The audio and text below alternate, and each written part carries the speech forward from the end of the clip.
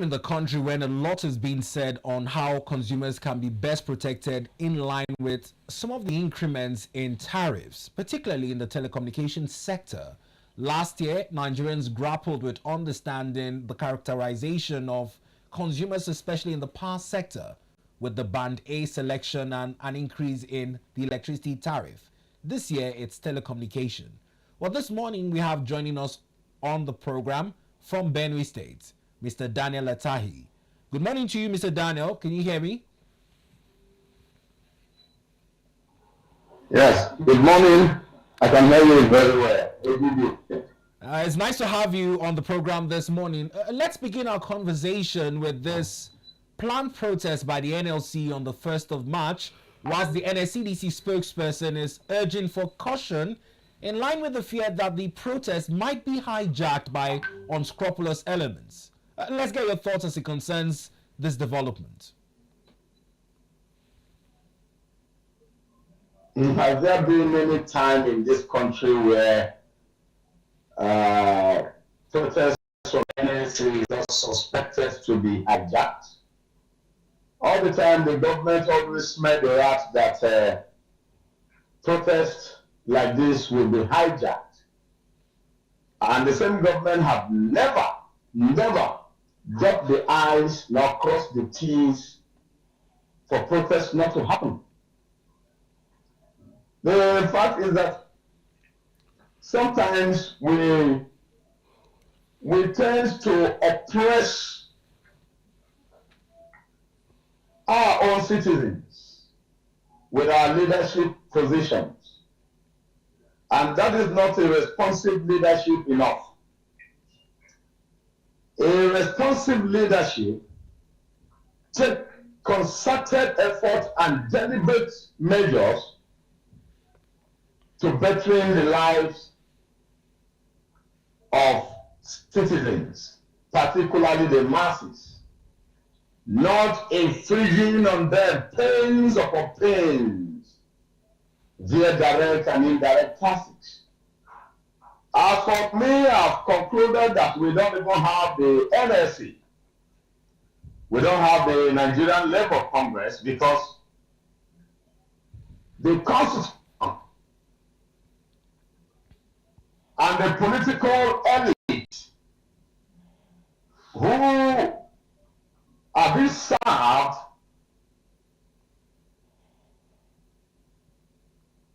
nor the masses is serving the political elite. They dictate the pace, they dictate the economy, they dictate the bureaucracy, they dictate everything, even the policies that they make, they dictate it, and they enforce those things effectively against the masses.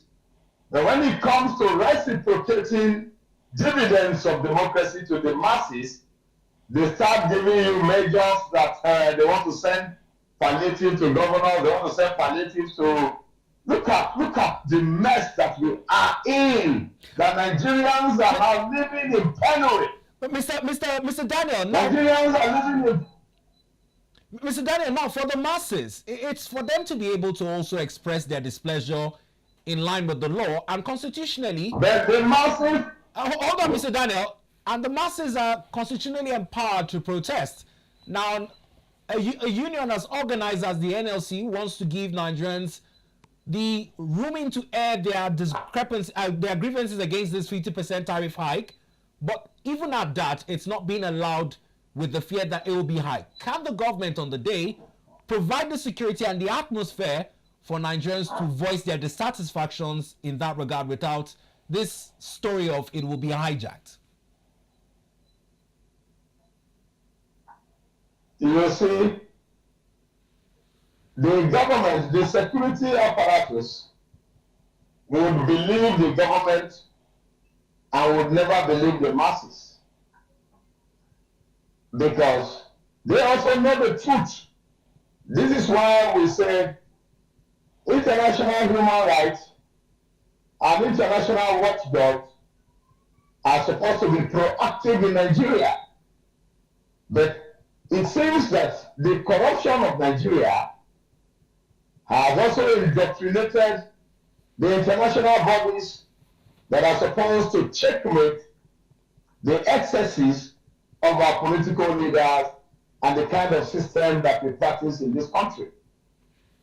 I would like to say that even the international monitoring of electoral observers, for instance, they are complicit in the electoral rigging process in this country.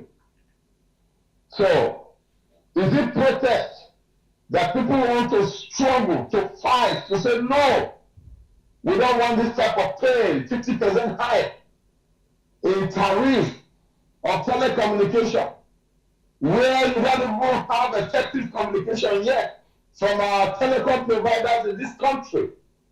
Our telecom providers have, since 1999, that they brought in telecommunication system during the era of President Olusegun Obasanjo. I can tell you that since then, they have been stealing data from users, from end users. And despite all this stealing, I'm a data analyst. I'm a software programmer too. And I can prove with evidence upon evidence that the Nigerian telecommunication system and even the Nigerian cable TV providers, they are all criminals that are stealing from the masses indirectly. Mr. Daniel, when you say the telcos are stealing, when you say the telcos are stealing data and have been doing that since the inception of the telecommunications industry in the country in 1999, how much of this data do you think they have been stealing, and also to what end have they been doing these illicit activities that you are alleging? Good, let me tell you now. Okay. When we began communication in Nigeria, when Econet first came, then we had the MTN, then little time we had the Globalcom, then after some time we had the Etisalat, then that came the Nitel, which has gone moribund now. That one, because it is owned by the federal government, that one has disappeared. Now, what they do, at that time, call rate is charged per minute, not per second. Call rate was charged per minute. You will begin to make call, and then they will begin to charge you the number of minutes you stay online to speak to someone. After that, the phones they brought at the time were not phones that you could browse for data roaming. You could use on the internet. You could only communicate via text and via direct calls. You have the Triumph, they talk about, and the rest of those phones that they can't even sell to nursery schools in US and in UK or in China or in Japan. Yeah. They ship those things to Nigeria, and then that is a provision for data-driven mechanism in all systems.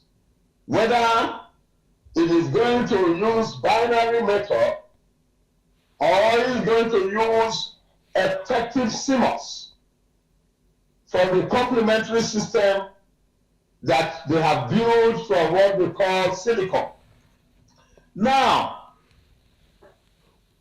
a time came, they introduced to us to go and things that we could use like WhatsApp and then Facebook, and they said we can now browse, but we will buy data. The data that we are going to be buying, they now gave us time of expiration for those data.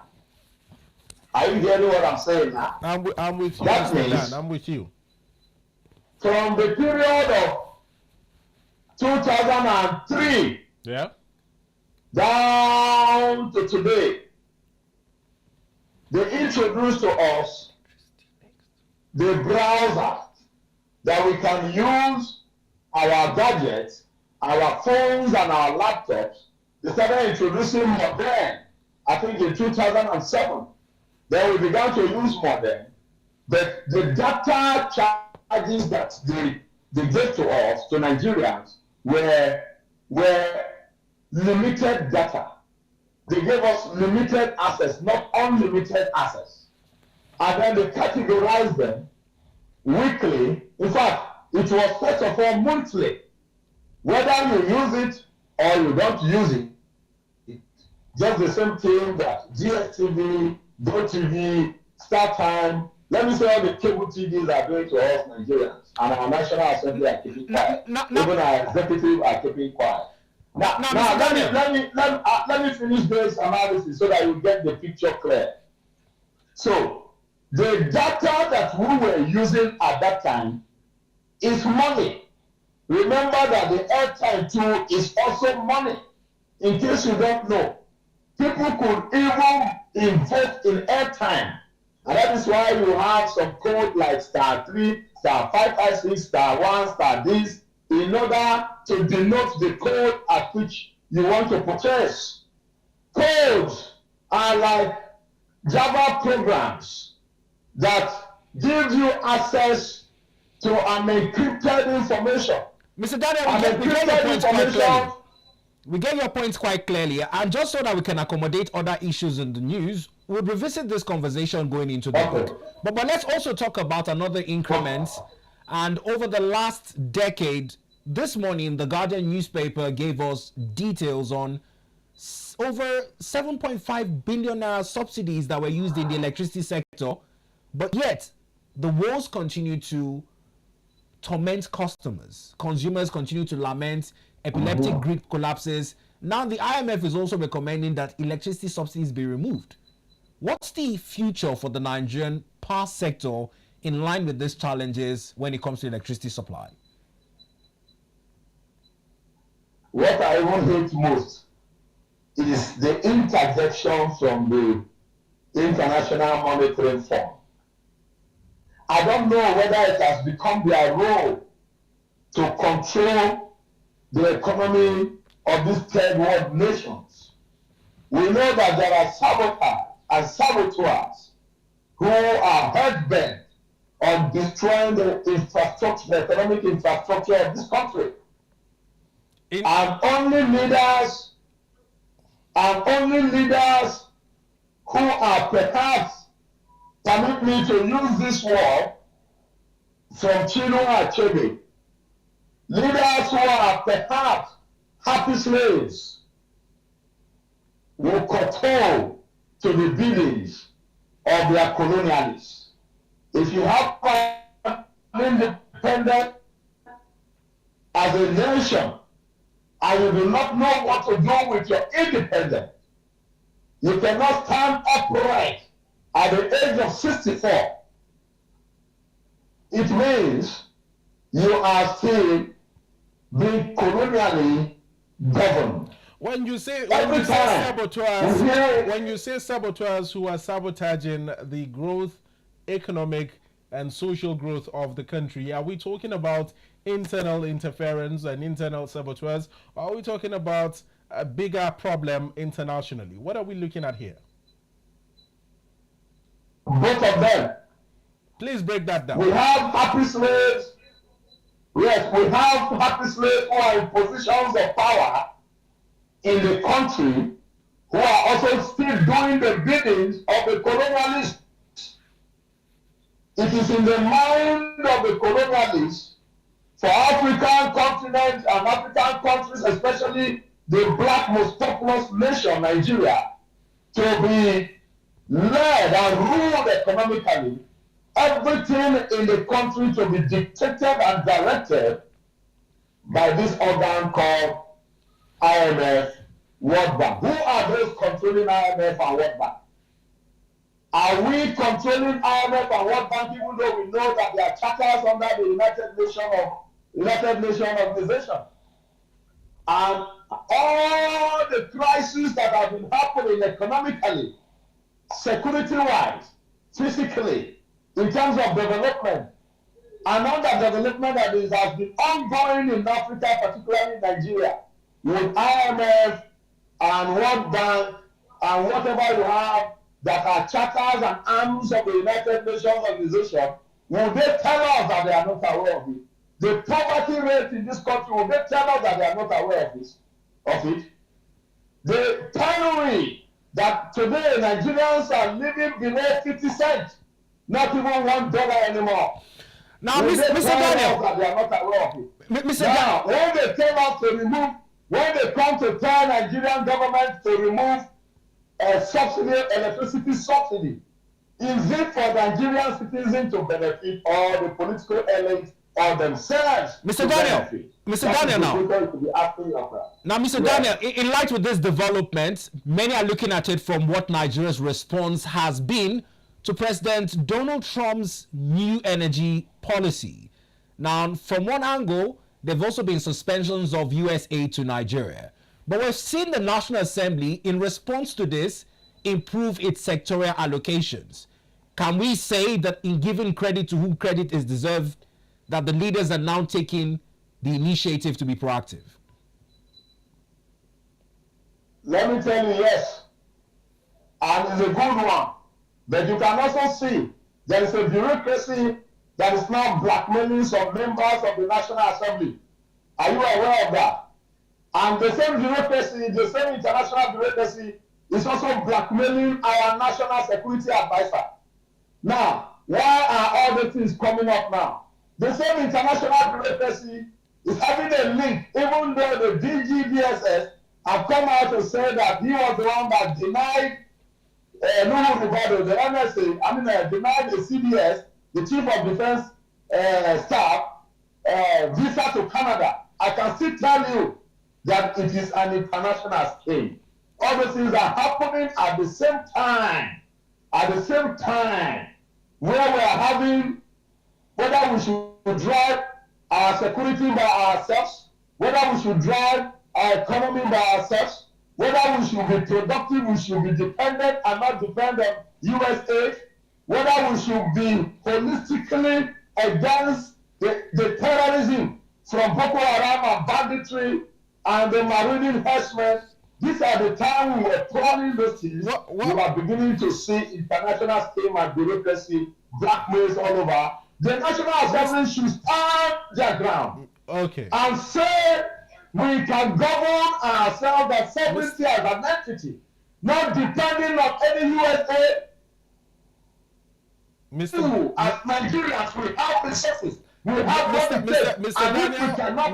Mr. Daniel, let's talk about the Chief of Defense Staff that you had cited the recent refusal or visa denial that was meted on him alongside other top military officials in the country.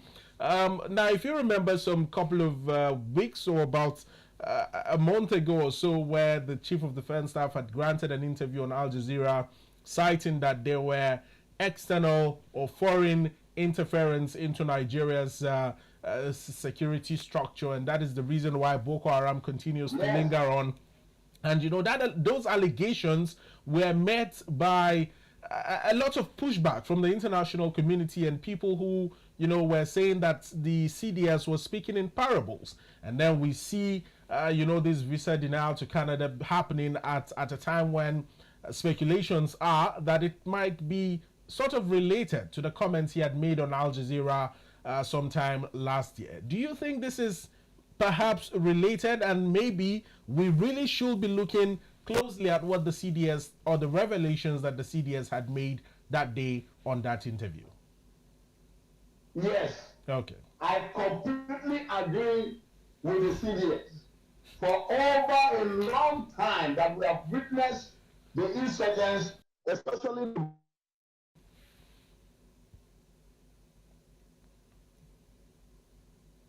Hello, Mr. Dan. I have concluded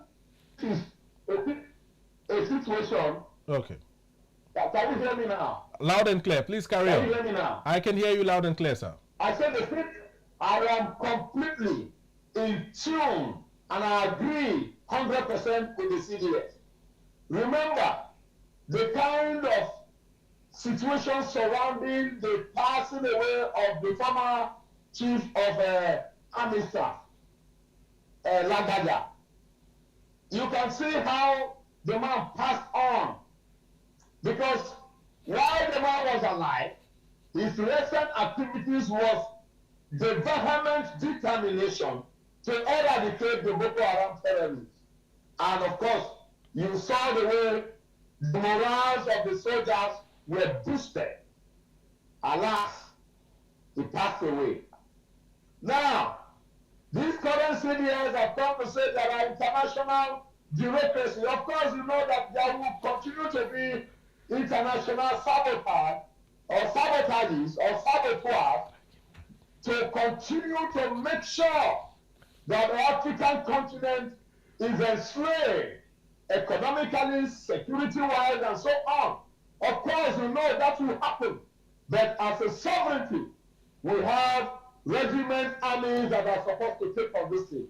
Over years, they have been compromising, and that is why the religious sect continue to try and dominate the space. At the time, under Buhari, they were even like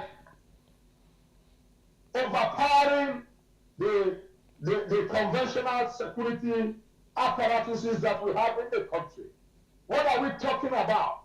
If President Bola Tinubu has come with a determination, a determining mind to overall the activities of the religious sect, then he should do it without looking back. And whether they deny the CDS visa or whether they are plotting against him, his removal, because they always have the money, they always have the power, they always have the political scheme and the bureaucracy to play like what the Binance executive is doing now.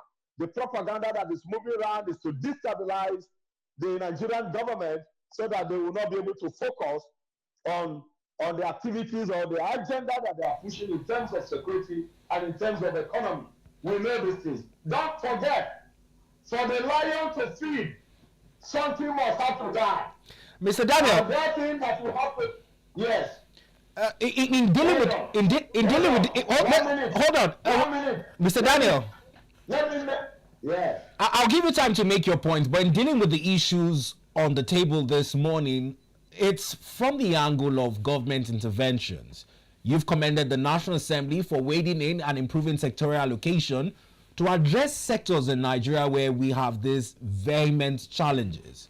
More so, when you assert and allege that international influences are looking to orchestrate mayhem in Nigeria through some of these allegations leveled against high-ranking political and elected office holders in the country, is also from the angle of some of the policies that affect our social economy. Now, going into item number 6 on our rundown this morning, SERAP is giving the Apex Bank in Nigeria 48 hours to reverse the new ATM tariff hike. Now, for withdrawals, ATMs have not been functioning for quite a while. CBN, in a circular issued last week, mandated that banks fund their ATMs and should not ban Nigerians from withdrawing just 20,000 naira as the case has been. But in doing that, it has also, from the other hand, introduced a tariff hike in terms of what will be debited on transactions using these ATMs. Now, we've talked about how politics affects everything. Let's talk about how these policies by agencies of government affects the day-to-day dealings of Nigerians who will be more concerned on having petty cash on hand to be able to trade and make their ends meet. Let's leave the government for once and talk about these policies affecting Nigerians and how we can do it.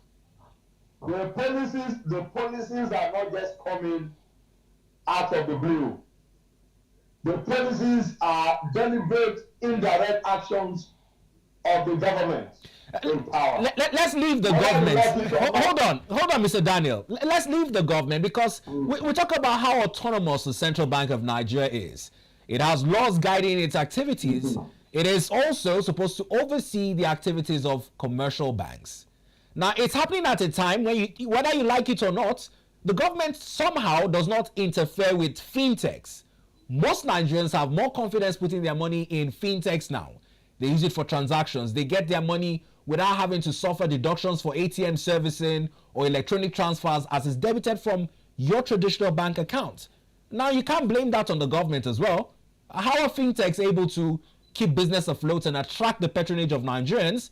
By keeping this easy to do business guidelines. I've forgotten your name. Bito. But let me just address you. Is it what? My name is Bito. You can carry on. Okay, Bito.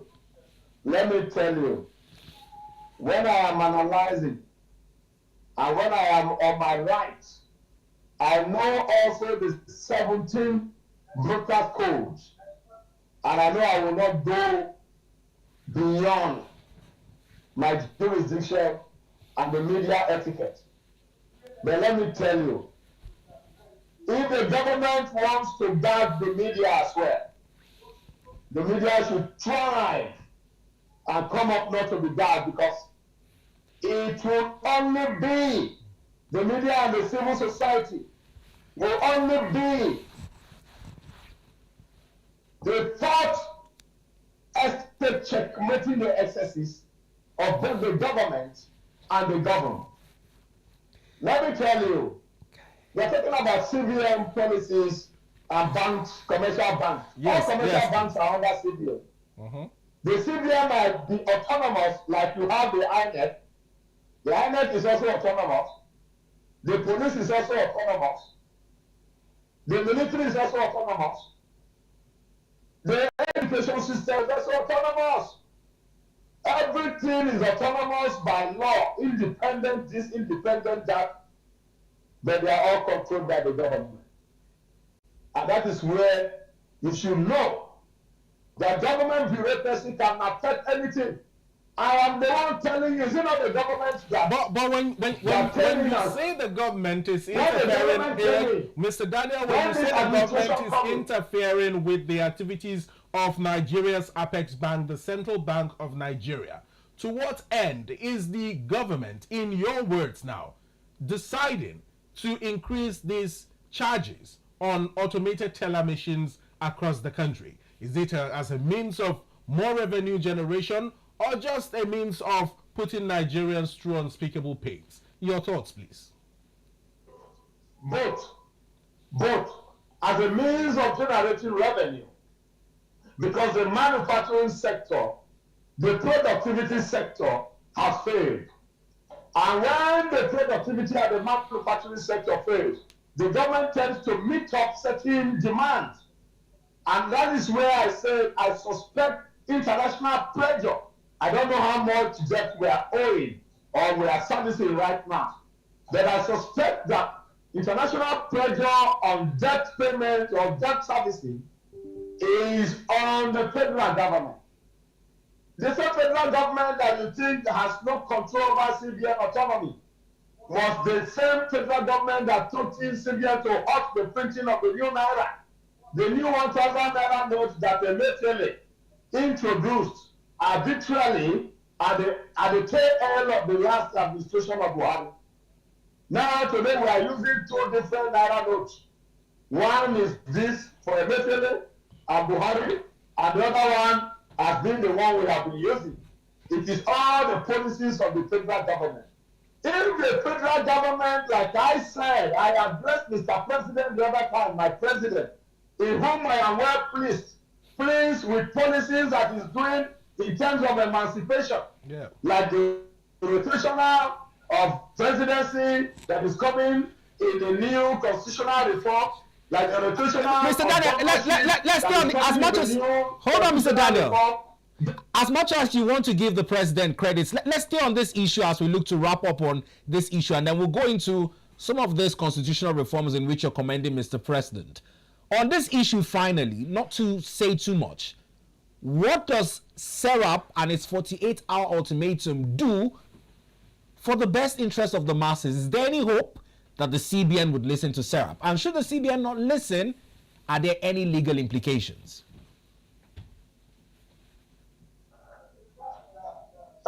SERAP has been there for the citizens' right. And then I admire the courage of SERAP I admire the resilience of SERAP. But if you go to the court of law today, you will see that SERAP have more than 3,000, if not 3 million cases before the court already. And then we have a judicial system. I think it is good that SERAP is putting pressure. But we need more to support SERAP. We need more like SERAP. That is where we need the NLC to also be civil society organization to be like SERAP. Of course, we don't know whether the judiciary will interpret the injunction of SERAP before the court effectively to be for the masses, or again to be for the highest bidder, which is the government or the political elite. We are in a country where we don't know whether the law or the judicial system is serving the masses like those in the affairs of men, or is serving the elite. And of course, you yourself, you can judge. Series of cases that the judges will come and sit down and use technicality and throw away. And then they'll tell you it lacks merit, it lacks jurisdiction, it lacks local standing. They begin to speak all legal jargons. They bring Latins, they bring Greek, they bring French in order to confuse us Nigerians. Then we have refused to be confused. Mr. Daniel, I think because I think you have jumped the gun. We are not directly asking about what would happen in the court should SERAP decide to drag the CBN to court. We are asking, do you think that this call made by SERAP to the CBN might influence the CBN in any way to help the lives of Nigerians and reverse this new hike in charges of ATM withdrawals? It's as simple as that. It is now before the judiciary, and we hope that they will become gods in the affairs of men by doing the right thing, by giving the right verdict in favor of the masses. We cannot be paying different taxes here and there. This is not Zacchaeus' era. And even Zacchaeus repented. On a lighter note, Mr. Daniel, just in parting, we've come to the end of our conversation. But before we let you go, I caught you when you were commending Mr. President for some constitutional reviews with the establishment of the commission, the development commissions. Just keep it in 1 minute, make that point, and then we say good morning. Yes, I really would commend Mr. President for certain policies, the certain regional commissions that he's establishing. They are good ones. Then too, the constitutional review, it should speed up. It should never listen to anybody. We do not have constitution that is a democratic one. The constitution of the Federal Republic of Nigeria is a military fiat, and therefore must be completely overhauled.